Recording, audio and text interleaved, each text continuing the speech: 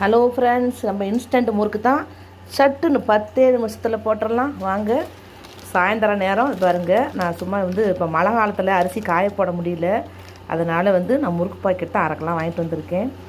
சட்டுன்னு பாருங்கள், அதில் நம்ம எள்ளு, பெருங்காயத்தூள், உப்பு, ஓமம் எல்லாம் போட்டாச்சு. நான் காரம் போடல, மற்றது எல்லாமே போட்டிருக்கேன். போட்டு தண்ணி ஊற்றி நல்லா பிணைஞ்சிட்டு இந்த காஞ்ச எண்ணெயை ஒரு 4 கரண்டி, குழிக்கரண்டியில், சின்ன கரண்டிங்க, பெரிய கரண்டி கிடையாது பாருங்கள், இந்த கரண்டியில் ஒரு 4 கரண்டி, நீங்கள் வேணால் கொஞ்சமாக ஒரு 3 கரண்டி கூட ஊற்றிக்கங்க. ஊற்றி நல்லா பிணைஞ்சிட்டு இந்த மாதிரி ஒரு கரண்டி எடுத்துகிட்டு முறுக்கை சுற்றி வச்சுருக்கேன்.